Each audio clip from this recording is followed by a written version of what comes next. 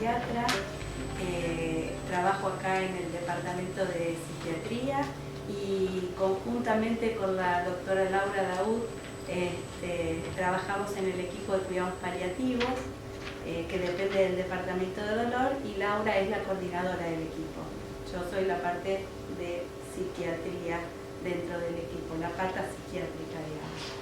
Y la idea de esta charla es hablar un poco de orientándonos en la vida saludable en pacientes que tienen enfermedades crónicas, y vamos a tratar de ahondar en algunas técnicas o estrategias para mejorar la calidad de vida tanto del paciente, como de la familia.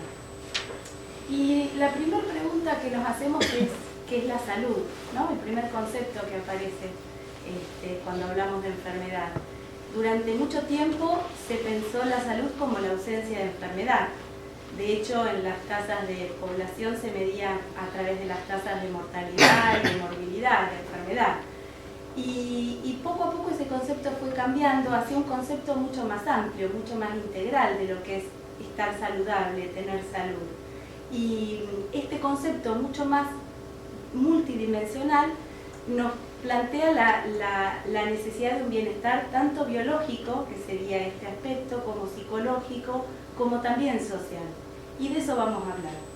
El primer concepto que se desprende del concepto de salud es un concepto más interesante, que es el de calidad de vida, que nos sirve y es mucho más útil para todos nosotros, para uno como paciente, para pensar en su estado de salud o cuál es la calidad que uno está teniendo, y para nosotros como médicos también, para evaluar todas las cuestiones que se abarcan en el momento o en el proceso de enfermedad. Y la definición de calidad de vida es la percepción de un individuo de su situación de vida puesto en el contexto de su cultura y sus sistemas de valores en relación a sus objetivos, expectativas, estándares y preocupaciones. ¿Qué quiere decir esto? Que la calidad de vida de cada uno de nosotros depende de lo que el individuo dice que es, de cómo uno siente que está su calidad de vida. Y este concepto va a abarcar múltiples factores, como vemos en este gráfico. Es decir, vamos a evaluar el bienestar físico, cuál es la fortaleza física, cuál es el funcionamiento, si hay presencia de síntomas, cuál es su nivel de funcionamiento general. El bienestar emocional, no solo la presencia de patología psicológica o psiquiátrica, sino también la capacidad o la inteligencia emocional para procesar las distintas situaciones, los recursos que uno tiene para adaptarse al devenir de las cosas y a las situaciones críticas, el bienestar espiritual, es decir, cuáles son las creencias, los valores, la espiritualidad de esa persona, el bienestar social, cuál es la capacidad de interactuar con los otros, de generar un vínculo de afecto, de un buen afecto, la capacidad de tener intimidad con el otro y de disfrutar de ese contacto. El bienestar material también influye, los recursos económicos que uno tiene para llevar la vida adelante, es decir, cuáles son los proyectos que ha tenido y cuáles son los recursos con los que cuenta para enfrentar cualquier situación. Y por último, el desarrollo, es decir, cuál es la expectativa que yo he tenido en relación a mi vida, cuál es el camino que yo le asigné a mi vida y cómo voy en ese camino que yo le asigné a mi vida, ¿no? Entonces todos estos aspectos, todos estos factores van a incidir en la calidad de vida de cualquiera de nosotros.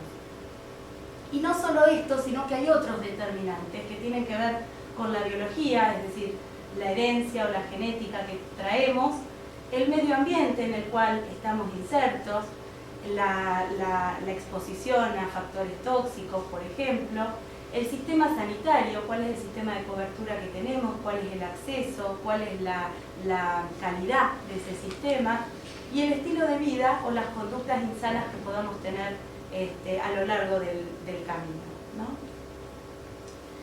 Y acá empezamos a hablar un poquito de la interacción, ¿no?, entre la calidad de vida y este otro término, que es el de la enfermedad crónica. La definición de enfermedad crónica dice que es una afección de larga duración, por lo general de lenta progresión, que tiene que ser persistente. Hay definiciones que marcan el término de los 6 meses para hablar de una cronicidad o de una enfermedad crónica, y es un trastorno orgánico funcional integral que va a obligarnos a modificar el estilo de vida que llevábamos hasta ese momento. Hay muchos tipos de enfermedad crónica. Tenemos las enfermedades crónicas benignas, que van a tener una pérdida parcial, pero que no van a amenazar la vida, que van a obligarnos a adaptarnos a esa situación. Por ejemplo, una sordera. Una sordera es un evento que nos acompaña, es una enfermedad que es crónica, pero que no tiene otra progresión y no amenaza nuestra vida.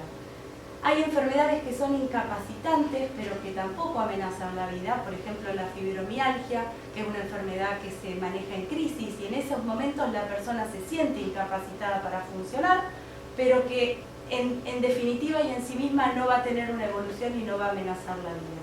Y por último, las enfermedades progresivas, que sí lo son. Y dentro de estas tenemos distintos periodos o distintos momentos evolutivos. Las crónicas tempranas o avanzadas, y en un periodo mucho más avanzado las enfermedades terminales y el último periodo de la situación de agonía. ¿Y qué va a hacer esta enfermedad crónica con nuestra calidad de vida? Va a tener un impacto multidimensional. No solo lo va a tener en el ámbito físico, sino que también va a impactar el psicológico, el espiritual, el financiero, el social. Uno ve, y seguramente cada uno de ustedes podrá pensar en alguien que tiene una patología grave, seria, severa, y uno lo ve y está bien y funciona y tiene sus afectos y tiene su funcionamiento, y uno podría decir que esa enfermedad no impacta gravemente en la calidad de vida. Y por ahí uno ve otras personas cuyos recursos adaptativos por ahí no le permiten manejar las limitaciones que genera una enfermedad crónica, y hay un alto impacto en la calidad de vida. Entonces, todos estos otros factores, no solo la patología en sí misma, van a incidir en qué nos va a pasar a nosotros y en la vida de nosotros. No solo nos sirve ver esta calidad de vida puesta en un paciente con una enfermedad crónica para ver cuáles son las limitaciones, sino que también nos va a servir para ver cuáles son los recursos o las potencialidades que tenga esa persona para poder atravesar esta situación nueva y este desafío que es aprender a vivir con una enfermedad que nos acompaña. Y esto también va a permitir que uno pueda plantearse qué decisiones tomar en función de esta situación. Es decir, que va a haber necesidades en todas las dimensiones. Van a haber cambios físicos, alteración de la apariencia física, cambios en los roles, cambios en la autonomía. Pueden haber preguntas existenciales, que eso también puede ser un buen desafío cuando uno se da cuenta de la vulnerabilidad que tenemos todos, y que en definitiva la certeza de la propia muerte es un momento de encuentro y de reflexión que tenemos todos en distintos momentos de la vida, por lo cual también puede despertar otras cuestiones mucho más profundas en la historia y en la vida de un paciente y de una familia. Es decir, la familia también va a estar inserta.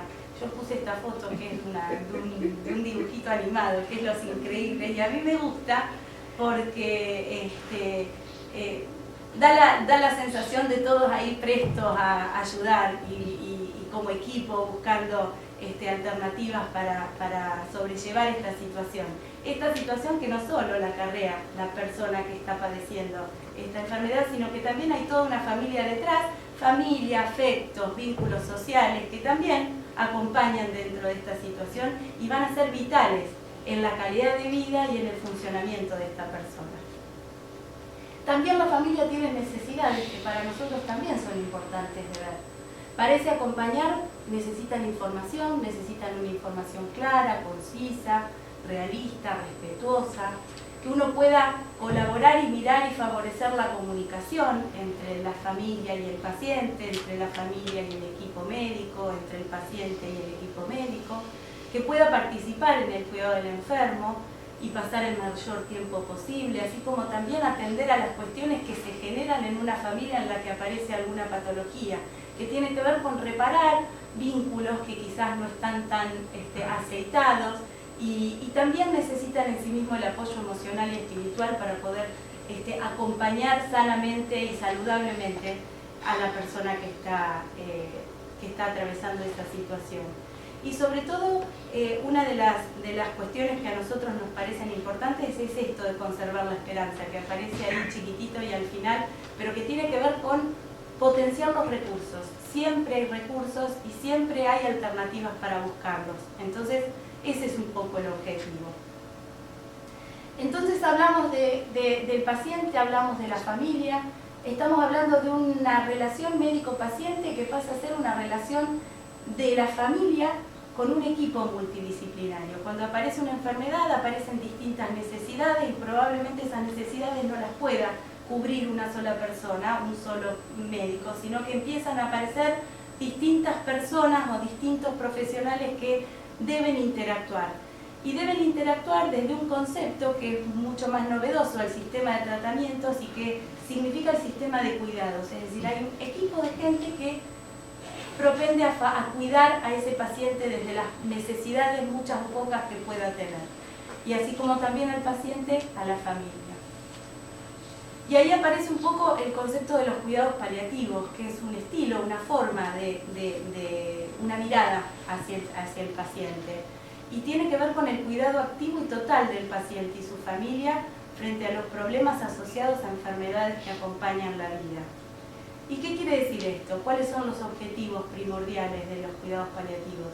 Tienen que ver con alcanzar la mejor calidad de vida posible para el paciente y para la familia, el alivio del sufrimiento, y no solo el buen morir, sino también un buen vivir hasta morir. Y ese es el objetivo primordial. Esta señora que está acá, que se llama Cicely Saunders, es la creadora de los cuidados paliativos y fue la primera, vivió en Londres hasta hace muy poquito tiempo, 2005, bueno, poquito tiempo. Y ella fue la creadora de el primer hospice que se hizo. El hospice es una institución que se creó para acompañar a los pacientes que no podían pasar sus últimos días en su casa, pasarlos en una institución que tuviera características particulares, es decir, que tuviera un ambiente de hogar, que tuviera la menor complejización posible, que los tiempos fueran mucho menos estrictos y mucho más flexibles para acompañar, que la familia tuviera acceso directo, es decir, abrió esta mirada que decíamos antes de este sistema de cuidados y de acompañar desde todos los órdenes en una situación como es una enfermedad. Y ella le dijo a uno de sus pacientes, y una de las frases más famosas, le dijo: tú me importas por ser tú, importas hasta el último momento de tu vida y haremos todo lo que esté a nuestro alcance, no solo para ayudarte a morir en paz, sino también a vivir hasta el día que te mueras. Es muy lindo, sí. Bueno, y uno se pregunta, bueno, ¿cómo implementar esto? ¿Cómo ejecutar esa mirada que estábamos hablando antes? Y tiene que ver con integrar muchos aspectos. Tiene que ver con integrar el tratamiento específico de la enfermedad que lo aqueja, con el médico especialista. También esta mirada que tiene más que ver con el control de síntomas, con el control y el resguardo de esa calidad de vida más integral, sin descuidar los controles periódicos de salud. Las enfermedades crónicas atraviesan años y a veces uno jerarquiza solo ese malestar, y de eso vamos a hablar después. Hay muchas otras cosas que son necesarias de hacer y necesarias de cuidar, como vacunarse, como hacer los controles clínicos periódicos, no centrarse solo en la afección especial que uno tiene, sino también en cuidarse integralmente. Perdón, sí. Agrego una cosita. Cuando un paciente tiene una enfermedad crónica, tiende a pensar que todo lo que le pasa tiene que ver con esa enfermedad. Y muchas veces puede tener un dolor de garganta que tiene que ver con una angina, o puede tener un dolor abdominal que tiene que ver con un cálculo en la vesícula, y el paciente tiende a asociar todo con esa enfermedad. Entonces, el paciente crónico, digamos, debe darle la importancia que tiene su enfermedad, pero su vida no pasa por esa enfermedad, ¿sí? Entonces debe hacer los controles del paciente sano también. Bien. Y también pensar en la rehabilitación, es decir, también tener la mirada puesta en todo aquello que uno puede rehabilitar y que puede fortalecer y que puede reactivar a pesar de la dolencia, ¿no? Perdón. Y volvemos a hablar de la esperanza, porque volvemos a hablar de qué es lo que se puede hacer, qué es lo que uno tiene que hacer, qué cosas se pueden poner en funcionamiento para que el problema se disminuya su jerarquía y uno pueda potenciar aquellos recursos que lo ayudan a salir adelante. Siempre evitando las falsas expectativas, es decir, frente a un paciente que está acarreando una situación, la mejor manera es acompañándolo hacia una aceptación, que eso seguramente lo va a llevar a un lugar de mayor bienestar y más saludable, que creando falsas expectativas que terminan generando mucha frustración. Bueno, y acá nos metemos en este punto que tiene que ver con facilitar una vida saludable aún en la enfermedad. Es decir, qué cosas puedo hacer yo aún en la enfermedad y mucho más en favor de la enfermedad para poder cuidarme y para poder potenciar mi bienestar. Y tiene que ver con lo que decía antes la doctora, es decir, los puntos de atención para una vida saludable, que tienen que ver con una buena alimentación y una buena hidratación. Por supuesto que la dieta tiene que ser variada, completa, adecuada y adaptada, pero según la enfermedad también y las etapas de la enfermedad, las condiciones del paciente, la disponibilidad y los gustos y costumbres que tenga. Por otro lado, también mantener los hábitos higiénicos, el lavado de manos, la manipulación de alimentos, el cuidado de la piel, de las heridas, la ventilación y la temperatura de un ambiente, la higiene del sueño y evitar los hábitos tóxicos y la exposición a productos tóxicos. El ejercicio siempre es muy saludable, 30 minutos diarios de actividad física, siendo suficiente caminar a paso rápido durante este tiempo, va a traer un montón de beneficios. No solo quemar las calorías, sino fortalecer los músculos y los huesos, controlar la presión arterial, el colesterol, los niveles de glucosa, ayuda a que durmamos mejor, a que nos relajemos, a que cambiemos el humor si estamos un poco irritados. Y si además lo hacemos en compañía, nos ayuda a activarnos socialmente y a ponernos en funcionamiento en ese terreno también. Es decir, que en cualquier momento y en cualquier instancia uno puede hacer el ejercicio y puede propender a facilitarse y a mejorar en todos estos aspectos. Y no solo para eso, sino también el ejercicio tiene que ver con potenciar aquellos recursos para seguir haciendo cosas que uno quiera hacer, a pesar de las limitaciones que pueda tener la enfermedad. El desarrollo intelectual, es decir, el equilibrio mental, que no solo tiene que ver con la presencia o no de patología psicológica o de angustia, de depresión, de ansiedad, sino también como un estado de bienestar emocional y psicológico que va a ser necesario para que nosotros podamos mantener nuestras capacidades cognitivas y estimular las relaciones sociales, es decir, intentar hacer todo lo que puede estimular nuestra cognición y puede estimularnos intelectualmente, ir al cine, ir a un museo, hacer crucigramas, todo eso que nos agiliza y nos mantiene en contacto con este ejercicio que es tan importante como el otro. Y un poco conectado con eso, la participación social. Cuando nosotros nos ponemos en sociedad, estimulamos recursos que no tenemos en otro momento. Es decir, en este momento estamos nosotros, particularmente yo, tratando de estimular aspectos para conectarme, para mirarlos, para sentir el afecto, para mostrarme en el afecto que yo quiero mostrarles a ustedes. Es decir, eso pone en juego un montón de cosas que no se ponen en juego en otras situaciones, como puede ser estando en casa o estando aislados, haciendo otras cosas que nos gustan. Es decir, esto es fundamental para que nosotros podamos seguir conservando y potenciando elementos que nos acercan, elementos que nos permiten reconocer al otro y también aprender del otro y ver cosas en el otro que por ahí reflejan algunas cosas de nosotros. Es decir, que en cualquier momento estar y pensar en la diversión, en el compartir, en el conectar, siempre va a estimular cosas positivas y cosas buenas. Y aunque no sean tan positivas, también son elementos importantes para trabajar y para pensar. Es decir, resumiendo, las enfermedades crónicas nos van a impactar en la calidad de vida y van a generar una transformación. De nosotros depende encontrar los cuidados y la atención integral para poder favorecer una mejor evolución a pesar de esta situación y de este nuevo desafío que nos encuentra.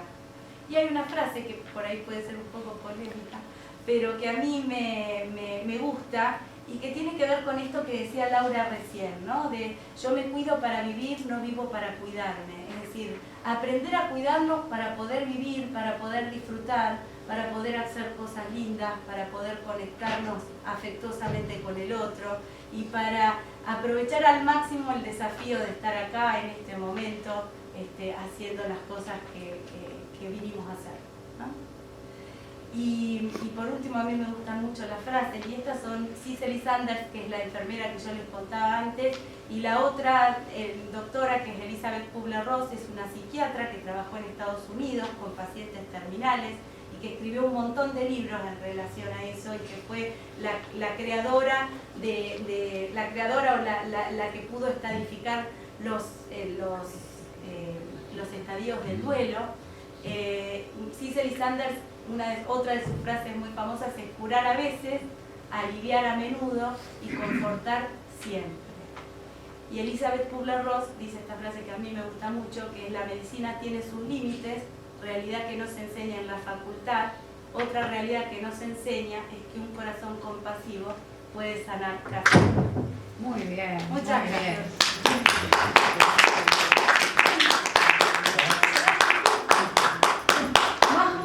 Genial.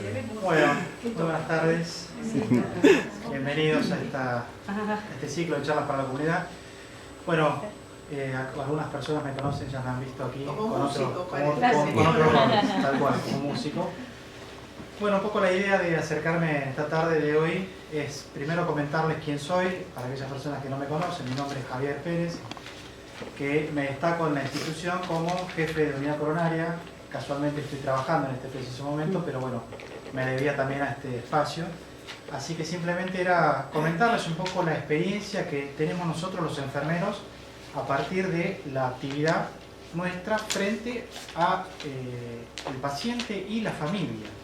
Muchas veces se encuadran simplemente al paciente o como una unidad o como un individuo solamente, pero hay que reconocer y hay que tener en cuenta que esta persona que está internada por cualquier de las características que tenga patológicas está también con un bagaje de cosas que le pasan, sobre todo emotivas, y a eso es donde yo me inclino un poco.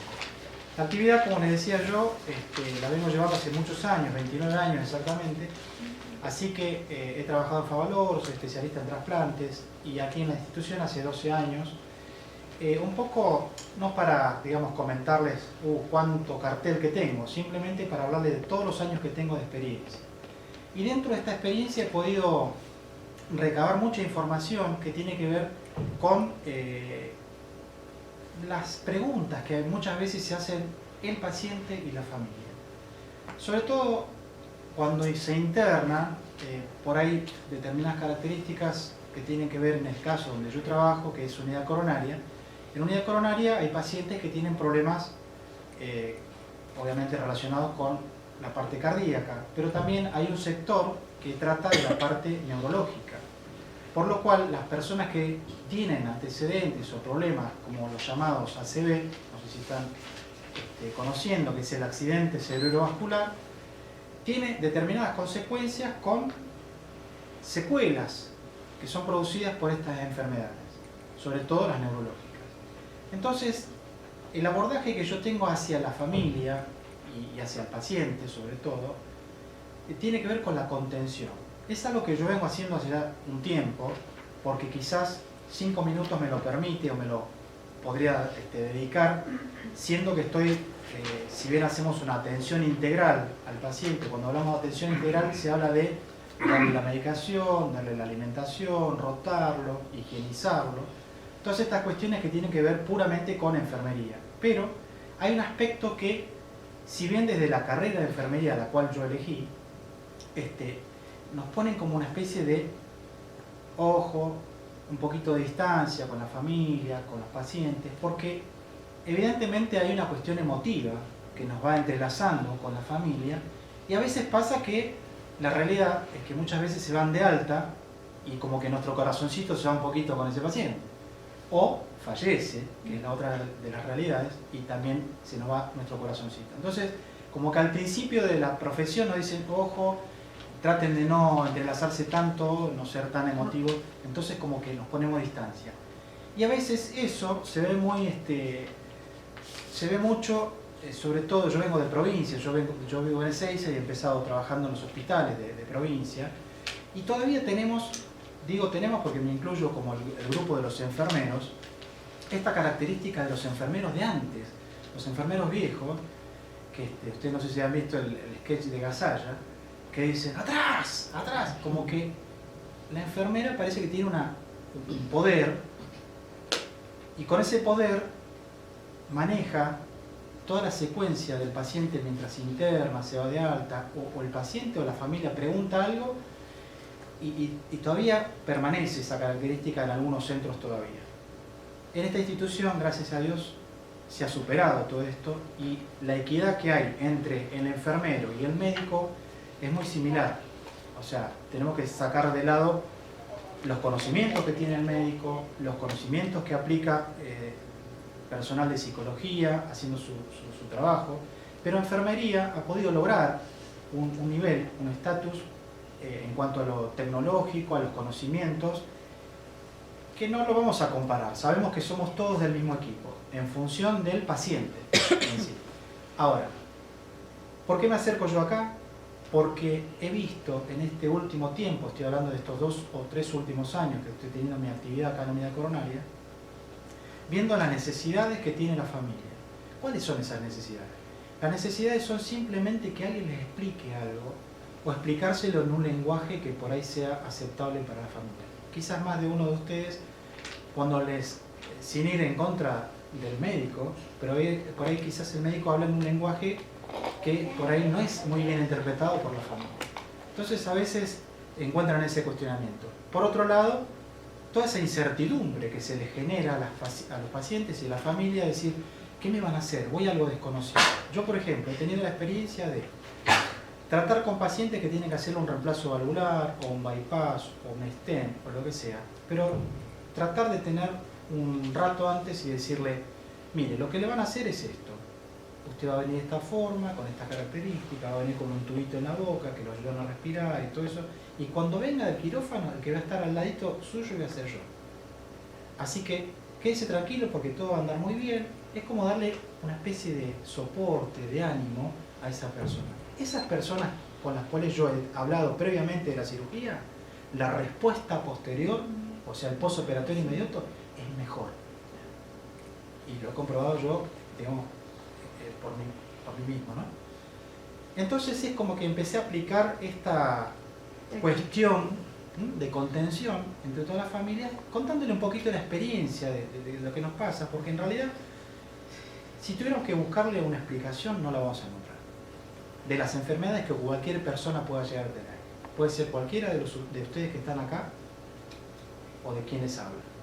O sea, estamos supeditados en esta franja de lo que sería la vida del ser humano, no sabemos qué nos puede pasar. Yo estoy hablando lo más bien con ustedes y dentro de 2 minutos me agarran una ACV. Dios no quiera. Pero me puede pasar. Porque es factible que me pase. Soy un ser humano, me puede pasar. Muchas personas dicen, pero ¿por qué me tocó a mí? Yo soy una persona buena, no le hago mal a nadie. Y me agarré un cáncer. ¿Y por qué me agarra cáncer a mí? Si yo no le hice nada, Dios no existe. Yo no soy muy religioso, ni soy pastor. Muchos me dicen, ahí va el pastor. Pero en realidad simplemente hago un poquito de uso de la filosofía de vida que yo he tenido para poder abarcar un poquito la problemática de todos. ¿Quién no tiene problemas en la casa con la cuestión económica? ¿Quién no tiene problemas con alguien que le pasó algún problema en la familia? Todos tenemos en mayor o menor medida algo que nos pasa. Entonces tenemos que tratar de sobrellevar eso. ¿Cómo hacemos para sobrellevar? La única forma es tratar de adaptar una filosofía de vida. Yo a veces cuento mi ejemplo, no sé si está bien o mal, pero esto pasa a veces en una metalúrgica, en un frigorífico, en la municipalidad, en cualquier lado pasa. Quiero decir con esto que todos tenemos cosas por las cuales nos podemos hacer problemas. En la medida que nosotros podamos disminuir los riesgos, vamos a disminuir las posibilidades. Si yo fumo, yo sé que en algún momento las arterias se me van a tapar. Es inevitable, está comprobado. Entonces yo disminuyo el riesgo, disminuyo las posibilidades. Si yo cruzo la calle con los auriculares, escuchando música, yo sé que en cualquier momento me puede llevar puesto un auto. Me va a llevar por delante un auto, pero porque el factor de riesgo no lo estoy midiendo yo. Si yo paso por la esquina donde están los muchachos tomando Coca-Cola, que yo sé bien que no es Coca-Cola, si son los muchachos conocidos, todo bien, pero si no los conozco, tengo que pegar la vuelta por seguridad para poder tener una cuestión de salubre mía. Si yo me estreso, en algún momento va a pasar algo. El organismo genera algo, que tampoco por ahí le podemos encontrar explicación, pero resulta que termina haciendo acción sobre nosotros mismos. Llámese diabetes, llámese hipertensión arterial, llámese cáncer, llámese cualquier cosa. Es disparado por nosotros mismos en situaciones de estrés. Entonces, ¿cómo hacemos para disminuir? Porque dice, afloja un cambio, dale flaco, vos podés. No es tan fácil. Todos tenemos que llevar un peso a la casa, todos dependemos de algo, y muchas de las generaciones que están aquí presentes tenemos sobre nuestras espaldas una consigna que nos decían nuestros abuelos y nuestros padres. El señor, o el hombre o el padre, es el jefe de familia. Él es el que tiene que traer la comida a la casa. Y la mujer es la que tiene que cuidar a los chicos. Así era antes, me lo contaba mi abuela. Entonces yo cuando veo hombres acá, los veo totalmente desequilibrados. Porque están permanentemente llamando por teléfono diciendo, tengo que acomodar esto, tengo que acomodar. Es como que no pueden desligarse de su responsabilidad. Y personas que tienen 60 años, que ya no tienen 30, cuando pueden hacer muchas funciones a los 30, pueden jugar la pelota, salir con la novia, ir al cine, dormir 2 horas y al otro día estaban fresquitos. Hay personas que tienen 50, 60 y 70 años y ya no pueden tomar esa misma responsabilidad. Pero, como sobre nuestras espaldas también está esa frase que decía el abuelo, la palabra vale más que el documento. Nos hacemos cargo de esto, y queremos hacer todo. Y no se puede hacer todo. Entonces tenemos que cambiar esa filosofía de vida, porque yo tenía una cosa que me ha pasado personalmente y la cuento. Mi papá falleció a los 64 años de un infarto. Cuando lo fui a ver, mi mamá me decía, venía a verlo a papá que me parece que se le subió la presión. Lo fui a ver y estaba muerto en el piso, infartado. A los 64 años, una edad relativamente joven. Entonces, yo también acá me estreso. Imagínense ustedes, yo estoy permanentemente con pacientes. Entre la vida y la muerte. Es la realidad. Entonces, el grupo médico hace que nosotros podamos estar al frente de un paciente, pero también sobre nuestras espaldas pesa mucha responsabilidad. Entonces, hoy en todos los trabajos pasa que hay un jefe, uno está por ahí en el medio, y abajo hay todo un personal al cual uno manda. Pero si se revela el jefe, porque hoy vino, no sé, con problemas y me maltrató, o el empleado también se sublevó y no quiere hacer lo que yo le digo, es un problema para mí que yo soy el que estoy en el medio. Entonces como un fusible, el que salta soy yo, el estresado soy yo. Entonces cuando pasan estas situaciones de trabajo, que puede pasar en la casa, puede pasar con la pelea de matrimonio, puede pasar con el hijo, puede pasar con el alquiler, millones de problemas que pueden pasar. Yo en mi caso, yo digo, se me viene una frase a la cabeza que me dice, yo no quiero eso para mí. O sea, yo no me quiero morir de un infarto como mi papá. ¿Se entiende? Entonces, a lo que yo voy es que puntualmente tenemos que tomar una filosofía de vida, y esto es lo que yo trato de volcarle a los pacientes. ¿Me tocó una enfermedad? Bueno, ¿qué tengo que hacer? ¿Preguntarme qué me pasó? No. Tengo que agarrar las herramientas que tengo y tratar de salir adelante. Dios dirá hasta cuándo. En la profesión de nosotros nos enseña. La profesión de enfermería, que la elegí hace un tiempo, esto es otra anécdota que la vamos a dejar para otra vez, porque la abuela me decía, ahí viene el médico de la familia, ¿viste cómo son los médicos? Ahí viene el doctor, o ahí viene el abogado. Bueno, yo quería ser médico, pero porque mi abuela me decía, y resulta que después descubro que la enfermería era una profesión hermosa, divina, y por eso estoy en donde estoy, ¿no? Digamos, como para cerrar un poquito la charla, si no adoptamos una posición con estas características de filosofía, todos nos pueden pasar de todo, pero tenemos que saber sobrellevarlo, ¿sí? Le puede tocar a cualquiera de los que está aquí sentado, a los que están afuera, y Dios nos quiera, nunca nos pase nada, pero nos pasan cosas. Entonces no nos preguntemos qué nos pasa, o por qué nos pasa, sino directamente agarrar las herramientas y tratar de salir adelante. La profesión, les decía, nos enseña a acompañar al paciente al buen vivir y al buen morir. Si una persona lamentablemente las características de su organismo dan para que lamentablemente no pueda subsistir más porque no tiene las condiciones de subsistir, bueno, acompañémoslo hasta lo último, hasta que Dios diga, no lo dejemos. O sea, la familia va a estar al lado, pero yo soy enfermero, no soy familia, pero sin embargo estoy al lado de él como si fuese familia. ¿Se entiende? Hasta ahí quiero comentarle yo de qué se trata todo esto. Así que bueno, nada, era un poquito la charla de 10 minutos que tenía para todos. Bueno, muchas gracias.